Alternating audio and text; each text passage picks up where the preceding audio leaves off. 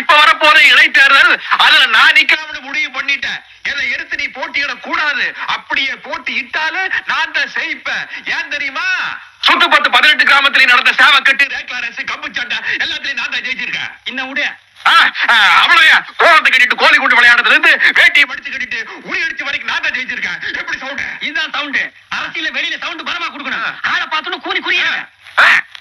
அண்ணா, அட இவங்கிட்ட போய் அப்ப குடுக்குற. இந்த பரமசிவம் இல்லையா? இவன் அல்லகைப்பா. அழகைனா எறும்பு சோறு பிச்சை மீதி போட்டா தின்னுட்டு எதுக்கு எடுத்தாலும் ஆமா போடுறவன். என்ன ஐயா உங்களை உள்ள கூப்பிடுறேன். சரி நீ போ. அம்பு மாப்ள வெளியில குடிச்சிய சவுண்டு அதே சவுண்ட அடக்கி வாசி. வணக்கம்ண்ணா. கும்பிடியா? ஐயோ பிரமாதமா இருக்குது. அது சரி, நீ இப்ப எதுக்காக எங்க கட்சியில சேர்ந்து எம்எல்ஏ ஆகணுங்கிற? எங்க கட்சி கொள்கை பிடிச்சு போச்சாங்க. இல்லைங்க, அது இல்லைங்கிறது எங்களுக்கு தெரியுமாப்பா. அப்போ என்னை மாதிரி பெருசா துண்டு போடுவேன் ஆசை வந்துருச்சா? அந்த கரையத்தை யாருக்குன்னா சுமக்கிறது? பாத்தியா, அது கிறகும்னு அண்ணனுக்கே இப்பதான் தெரியுது.